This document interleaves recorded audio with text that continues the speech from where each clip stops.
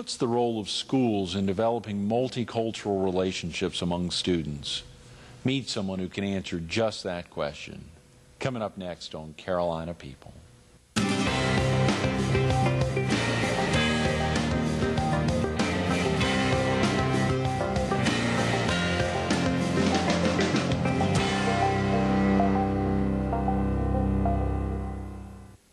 Good morning. Welcome to Carolina People. This morning we're at the Myrtle Beach Herald. We're focused on diversity and multicultural affairs, and we're visiting with the coordinator for diversity and multicultural affairs for the Horry County Schools, Jackie Stanley. Good morning, Jackie. Good morning. How are you? Thanks so much for coming in. I'm doing great, particularly before school. We're getting in here as, you know, so oftentimes in the middle of an interview, we ask for phone numbers or websites to say, you know, folks may be running out to school right now or running off to work. So we want to get some pertinent information up on the screen. But right now, you're going to be running out of here pretty quick to get off to school. That's correct. It's great to get a guest in that we can celebrate that with. Thank you. You've been with the Horry County school system, I think I saw, around 3 decades, Jackie. Yes, I have. I've been here for 30 years. Started my career in Horry County as a teacher's aide, actually. Went back to school, became a teacher. Spent a lot of time in elementary and middle school. I became Horry County Teacher of the Year in 1987 and was offered an opportunity to participate as a teacher in residence at the South Carolina Center for Teacher Recruitment. And I was there 4 years, helped to launch a middle school teacher recruitment program and helped firm up the teacher cadet program around the state. It has been wonderful. I came back to Horry County, became an assistant principal and principal. I've been a principal of an elementary school and middle school. Really? And now I'm coordinator at the district level. Do you mind me asking what schools those were? PD Elementary School and Myrtle Beach Middle School. Is that right? That's correct. That's been exciting. What is that like being a principal? It is quite a challenge, but it's delightful. It's an opportunity to interact with all facets of the community and to learn from them as much as we can provide for the students and the community as well. It's quite challenging and rewarding because you are part of the people that you work with, and it's been great. It's been a wonderful experience for me. Jackie, you said you've been here you've been here 30 years. Are you originally from the Palmetto State? I am. I grew up in Darlington County and had quite an interesting beginning. High school, I completed grade school and middle school in Darlington County. And in the late 70s or late 60s, I became a participant in the J. Earl Jackman relocation program, which was an effort to relocate individuals from the South to other locations in the country. And it was that time when we were trying to desegregate. So I was fortunate enough to go to Iowa and complete my high school years there as sort of like a foreign exchange student, if you will. I was there for 3 years, graduated, and began my college career at Central Missouri State, and then found my way back home.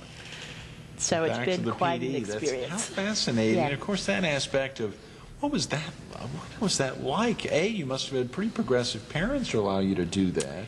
Well, my mother and grandmother were head of household, and there were several children. And their main concern was that I got the best education available at the time.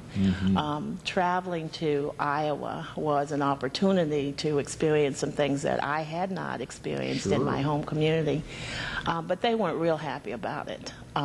Just encouraged me to make a decision that I thought would be in my best interest. So at 15, I decided that would be something I'd like to try. I was about to say, at 15, that's a pretty early age to be making big decisions like that. Oh, yeah. You can't just get on the bus or in a car and cruise back to Darlington County. That's right. And that was one of the reasons why I chose, because I could choose where I wanted to go to Iowa, because I knew that once I was there, I was in it for the long haul. And there's just some life learning that happens outside your comfort zone that can never be replaced by reading or listening.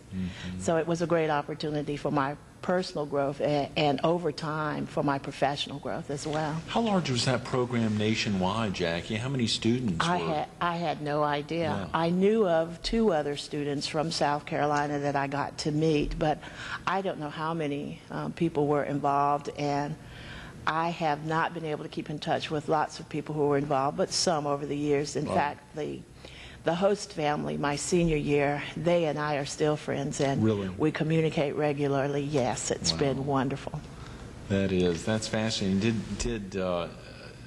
Did you have brothers and sisters growing up who may have stayed in the area, or was it just you? Yes, I have 9 brothers and sisters. Oh, come on. Yes, I do. 7 of them are younger than me. So I kind of ventured off on a trek by myself and I'm not sure why. It was just in the cards, I guess. I'm not sure why. But if you believe that things happen for a purpose, then those experiences certainly have helped me to do better the work that I do now. So I accept it as that. That's amazing, Jackie. There were 10 of y'all. Yes, there are 10 of us. There are 10 of you. We've got a guest tomorrow on the show. I believe he's the oldest of 9 children. Yeah. Ralph Wilson, who's an Horry County native. And of course, you think about experiences of growing up in a household that large, and for you to be able to matriculate to Iowa and to head out to school out there must have been just magnificent. It was a trying time, but very wonderful. Are you able to talk to students these days about the experiences of growing up in South Carolina and then later attending school in Iowa? How do you incorporate that much into what you do in this position as coordinator of diversity and multicultural affairs? Sure, as much as I can, because I am a believer that in order for us to really understand where we are right now, we have to recognize that each person comes to this place on their own journey. And that journey is different for each individual, even in the same household, in the same community, in the same ethnic group. That walk is different. And I can only know a person, really know a person, by hearing and sharing their life walk and make connections to those experiences. So as much as I can share my life story with other people, I do. Young people are particularly interested in how it was in the old days. And we can share that depending on the situation and the circumstance. It's important for them to be able to ask questions and get answers back that they can relate to. So I oftentimes ask people to share as well as and I find that by sharing of myself, it gives other people a license to do the same. And that's important in the work of diversity and multicultural education as well, that you make people comfortable so that they are not defensive or afraid or ashamed to share what their life experience has been. After all, that's what makes America. Absolutely. A great melting pot. You know, last month, of course, was a month that many focus on as Black History Month, February. We wrapped up, we kicked off this week, which was the last day of the month, with Chief Judge Jennifer Wilson, Myrtle Beach City's Chief Judge. It was fascinating, and of course, she's also the bride of our guest tomorrow, Ralph Wilson.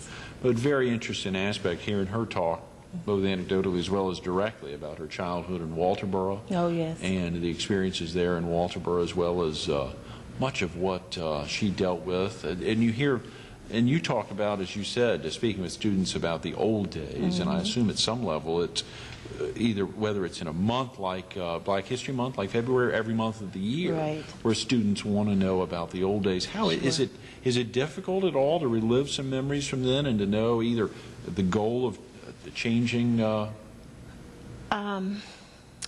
2 answers. The first, we try very hard to embed information about different cultures in the curriculum across grade levels and across content areas, allowing children opportunity to have some real dialogue in the classroom about their feelings and their information.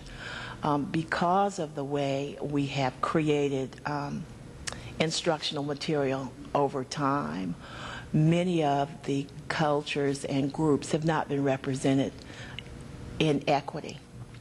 And so we've had to build in some information. One of the reasons why we have to cordon off this time and say, let's talk about African Americans and the historical piece.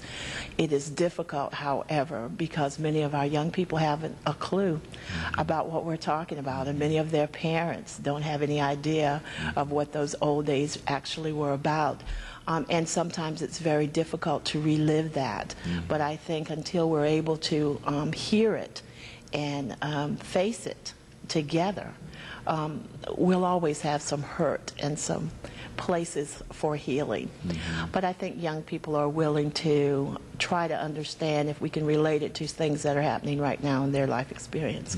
And that's always important. It can't be presented in isolation to just be out there different, but show some connection to what's going on in the world. And oftentimes we can do that. You may obviously have to make a concerted effort in the school system to reach out. As you say, it's multicultural. It's not just two cultures or three cultures. There's a heck of a lot that are represented in this county. We had a guest on from Francis Marion, Precious Christwell, recently, a couple of months ago, who's the Director of Diversity and Multicultural Affairs at Francis Marion. Of course, for a community like that, much of it is African American there at Francis Marion, albeit, just as you say, there's so many cultures that are represented in our melting pot society as well as in this very large county. That you're surely making efforts to bridge that. I think when we talk about diversity, oftentimes people go to race. And we would like to consider diversity in a broad stroke, that it's not just about race, it's about ethnicity, because within a race, if you will, there are different ethnic groups, there are different languages, there are different dialects in a language. There's so many wonderful things that people bring to the table that we often overlook because we're looking at the bigger thing. We're looking at, I'm different because my skin is different, or I'm different because my hair is different. But we're different because of our life experiences. We're different because we've had maybe an experience alike. Maybe we share an illness that's the same. There are lots of ways that people are the same as well as different, and I think sometimes we get hung up on one or the other of those things, and we pattern. We say all of them are this way or all of them are that way, and you can only know that by having a conversation with who you think those them are, and that's very important for young people to do. Our children have had so much greater exposure to different people than many of us who are teaching have had. In our classrooms in Horry County, we have lots and lots of different ethnicities represented and lots of dialects represented, and socioeconomic levels represented, which is another diversity issue that we really need to attend to across our curriculum and across our school districts. So when we have the conversation, we have professional discourse, we have to talk about more than just the one thing. However, we all know historically in South Carolina, when we bring up the term diversity, we almost always in the past have referenced black and white relations. And we haven't always wanted to talk about that, so we've cushioned it in some other things like multicultural education. So we are aware as well that those are some issues, some historical issues that also affect how we interact with each other in school, students and teachers and parents and parents and parents and parents and administrators. So all of that has to be taken in consideration when we're building. And of course, there's still the need to have it pretty heavily involved in the curricula, multicultural and diversity issues. Even a state that may be almost 40% African American, the county being half that African American in nature, and I'm sure there's other counties where they're much larger black or much fewer black in the population, but still the curriculum is the same statewide, or and of course you know most of our viewers in the PD and southeastern North Carolina, so less than a third of my viewers are here in Horry County, but we're talking specifically about Horry. The curricula for the most part is state approved, so much of it is similar. The supplemental materials, however, may vary from area to area. The manner in which teachers plan and design their lessons vary from classroom to classroom. The resources that are available in a community will vary from classroom to classroom. We try very hard to ensure that There are many materials that are available to our teachers. The other thing that's really important is that the goal is to make sure young people see themselves in the curriculum. So you have to take a look at your school population, and you have to take a look at the world, because if we stand up in Myrtle Beach, we see the world. There are people who represent every continent practically in Myrtle Beach. And so we can no longer have our children think they're just going to grow up and deal with people on their block or in their town or in their community. But how do you relate to people who are different from you in language and experience and history? So it's more than just about us. It's about all of us together. And it's hard sometimes to find appropriate materials. The textbook companies are having to run fast to provide material that suit our needs and are applicable across grade levels and content areas. But they are playing catch up, and they are tying some of that good, rich, diverse culture pieces to more than social studies, language and science and math, because we have contributors of every culture in every discipline, and we don't always recognize that or talk about it, really. You're obviously doing an amazing job speaking to our viewers who have obviously multiple levels of education or not. I mean, but when you think about what you have to do in a classroom, I guess at some level students can be very critical. Sure. And can be very probing. Yes. At the same time.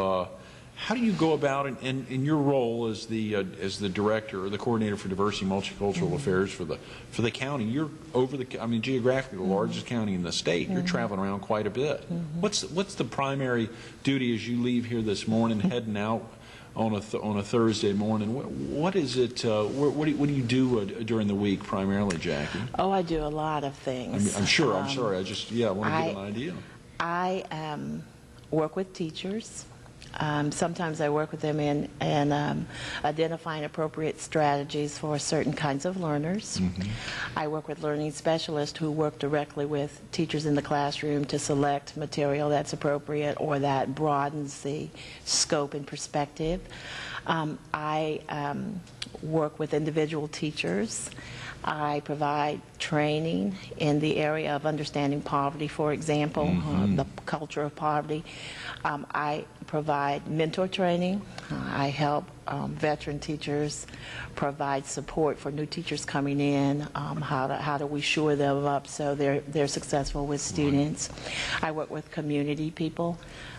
Recently, I had an opportunity to share with healthcare providers on a cultural competency unit, and we talked about these very same issues in the wider arena of community, because different agencies must connect. We're serving the same people, the parents and children of our schools, and how we view that audience and how we determine the needs of that audience is the same.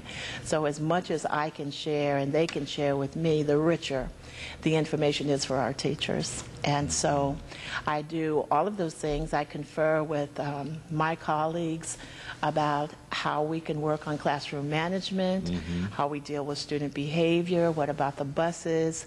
I provide some support to our classified people, communication issues, for example, because the same kinds of issues that are outside the school or inside the school, and they're inside the school, in the cafeteria, in the office, in the classroom, in the bus. And so as many places as we can have the conversation about similarities and differences and how those similarities and differences impact our work, the closer we are to providing the kind of environment that is rich and welcoming and inviting. And inviting, absolutely. Jackie, what are some of the most pressing multicultural issues that face students now as you think through your day or through your weeks, and the interaction with students or the interaction that you hear from teachers that students are having with each other? What are some of the issues that really... Some of the students and some of the concerns that I've had students share with me is that we don't understand them. We don't understand that they're not dealing with the same kinds of things we're dealing with. For example, interracial dating. In some communities is well accepted, in some communities is not. The students have to figure out a way how to handle that in their peer group and with the adults in their lives. And that sometimes is very difficult. Understanding why we have Black history, for example. Is there a place you can have that discussion? What about the flag? Whenever there's something that happens in the larger community, it also always sparks interest in the schools. So when we have the issues about the Confederate flag, when we have the issues about anything that impacts race, as those things do, or anything else that's controversial, young people are concerned about, who do I talk to about this, what do I say, and how do I say it? The greatest issue, I think, is understanding how to articulate to young people that different groups have different needs. And those needs have to be addressed at school, because that's what school does. I think we also have some issues with understanding difference, because as you might know, and I guess people will know, that for a long time we couldn't talk about race. It was a hot place, and let's not go there. And so we put it aside, and we didn't discuss it, and we let the larger community tell us how we were supposed to behave and respond and be. But school is a place where thoughtful conversation and dialogue should happen, so that young people leave there with as realistic a view as possible. And we haven't always carved that place. We're still trying to do that, and we're getting closer. But I think that just allowing young people to have an opportunity to share what's really going on with them in reference to how they interact to the news, you know, and adults and adult conversation. Jackie, for the teachers, you have 20, 25, 30 students, and they want to have that one-on-one interaction. Where do they find the time to have it? How do they enable, as I've seen in the Herald, we've had these Educator of the Weeks that have kicked off a couple of months ago, and it's been fascinating to see Rosina Belcher, a woman who's teaching Spanish and dancing all over, really wrapping it in. Last week there was a teacher from Loras, a Spanish teacher, and hearing him in his involvement of his students watching a British soap opera done in Spanish and seeing some of the efforts they go through, as well as hearing, recognizing some of your involvement. I think Ruby Payne's material related. There's so many fascinating things that teachers will get. Bobby Chandler was highlighted a couple of weeks ago that a teacher will get, but when he or she has the chance to really get it one-on-one with the student, I don't know when the time would come. Well, our teachers are wonderful. They are simply great because they are willing to first recognize the children who are most needy for that individual close contact, and they try to give it to them as much as they can, or they create opportunities within their instruction to allow that one-on-one kind of conversation. In many of our schools also, particularly in middle school and high school, and in some of our elementary schools as well, teachers have sponsored clubs and groups where young people can come and share a common experience that gets them closer to understanding themselves and understanding others.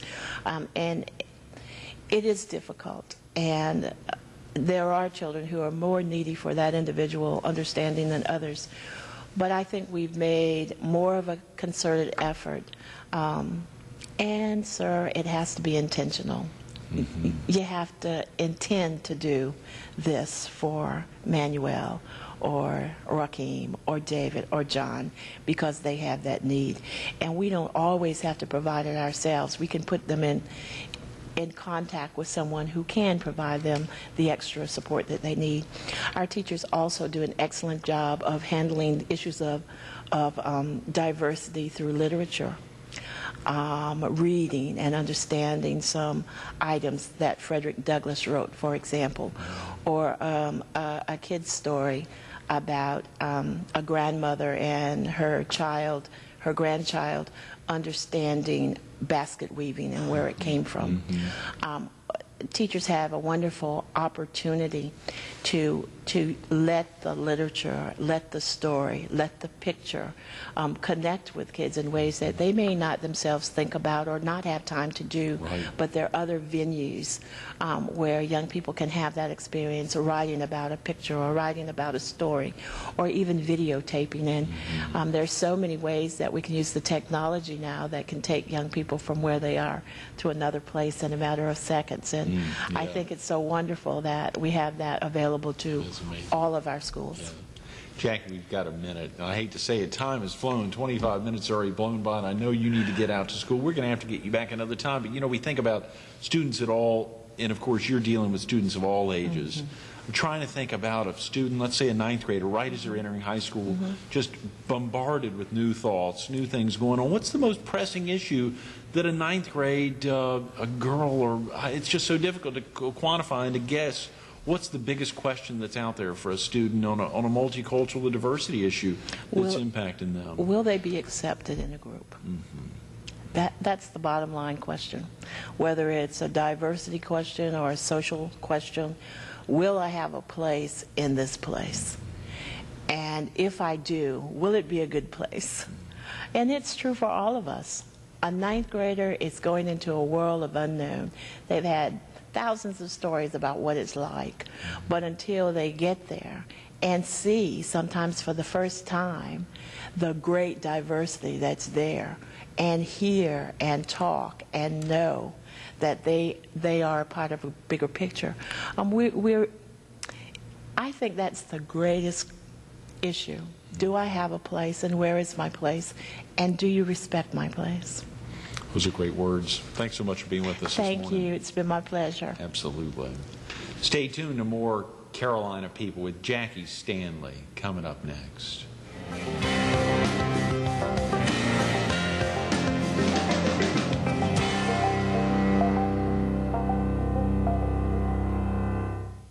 Think of that, 9 brothers and sisters. 9 brothers and sisters. The experience of growing up in a household that large, and the experience also to think about heading off to high school in Iowa. Growing up in the PD, ended up back here in Horry County. Of course, down the road being a principal of PD Elementary. The experiences of growing up in South Carolina, somehow leaving, and something in the Palmetto State pulling her back. Jackie Stanley's experienced a heck of a lot of cultures. She's experienced a lot of change at a very early age. You heard her talk about that, age 15.